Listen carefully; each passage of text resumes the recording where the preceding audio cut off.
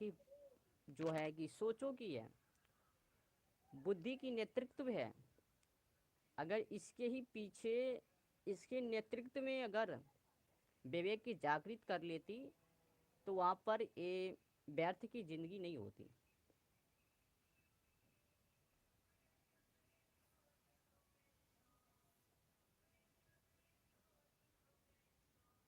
यूं ही खत्म कर रहे हैं, कुछ नहीं सोच रहे हैं। व्यर्थ की सोच।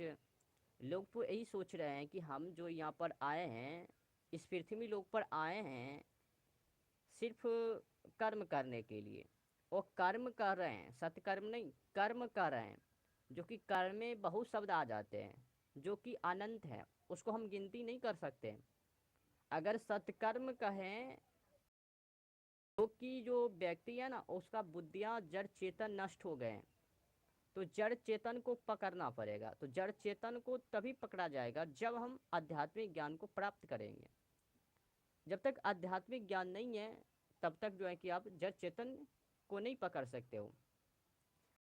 चेतन नष्ट हो गए हैं तो आपका कोई कर्म काम नहीं करेंगे वहाँ पर। जो कर्म लेकर घर में बैठे पड़े हो वो कर्म काम नहीं करेंगे वहाँ पर, जब जड़ चेतन नष्ट हो जाएंगे। तो जड़ चेतन क्या है? जड़ चेतन एक ऐसे जड़ है जिसके माध्यम से हम खड़े होते हैं, जिसके माध्यम से हम चलते हैं। अगर आपके मनोते शरीर से अगर जाएंगे तो आप कैसे हो जाएंगे? लड़भड़ा के गिर जाएंगे। या खून खत्म हो जाएंगे तो भी हम लड़भड़ा के गिर जाएंगे। तो जड़ चेतन को समझने के लिए आपको आध्यात्मिक ज्ञान होना अति आवश्यकता है। अब तो लोग यही बैठे पड़े हुए हैं कि हम यहाँ पर आए हैं, भगवान ने हमें हाथ दिए पैर दिए, तो सही बोल रहे हैं, या कर्म करने के लिए। परंतु कर्म क्या ले रहे हैं? अधार्मिक की शब्दों को संख्या विख्यान करके उसको जो है कि सत में लगा रहे हैं, जो कि वो व्यर्थ की बात है। असत को भी सत में लगा रहे हैं। और जब वो क्षति हानि पहुंच जाते हैं तो फिर भगवान की भेष लगाना विचार नहीं। अब कहेंगे कि हम तो भगवान के ऊपर नियुक्त किए थे, फिर ये कैसे हो गए? हकीकत मनोत यहाँ पर पृथ्वी लोक पर मुक्ति पाने के लिए आए हो। ये मातृभूमि को कुछ देकर जाने के लिए आए हो। और जो आप समझ रहे हो कि यहाँ पर कर्म करने के लिए आए हैं, ये सब व्यर्थ की शब्द हैं, ही नहीं है। अगर वैसे मानो जिस प्रकार से आप सोच रहे हो कर्म करना, एक कर्म जो निधि पाल बैठे हो, कमाना खाना खिलाना, ये खरीदना वो खरीदना, अगर मानो तो हकीकत में कुत्ते बिल्ली भी कर रहे हैं। वो क्या नहीं करते हैं? खाने के लिए घर तक तो पहुंचते हैं, वो भी तो कर्म कर रहे हैं। फिर खा के दो रोटी मार खा जाते हैं, वो भी तो वहाँ पर कर्म हो रहे हैं।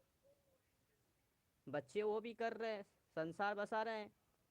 अब इंसान कहते हैं कि संसार बचाना तो बसाना तो इंसान की काम है। कुत्तों भी तो बसा रहे हैं। अगर कुत्ते पुत्र को ज्ञान नहीं देंगे तो कुत्ता कहलाएंगे। अगर जो इंसान अपने पुत्र को संस्कार विद्या क्रांतिकारी गौरव यश की शब्दों का व्याख्यान नहीं कराएंगे, नहीं सिखाएंगे, वो जानवर कहलाएंगे। ऐसे तो हम तो शरीर से जानवर ही हैं। शरीर से जितना व्यक्ति है इस संसार में, सब शरीर से एक जानवर ही है। परंतु अलग कैसे हो गए हम?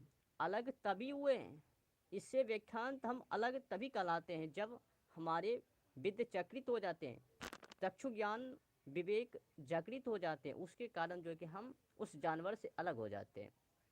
तो सोचों के कारण हम अलग हो रहे हैं। अगर हमारे कार हैं उस जानवर से मिलते हैं तो हकीकत मानो कि आप जानवर ही हो वहाँ पर।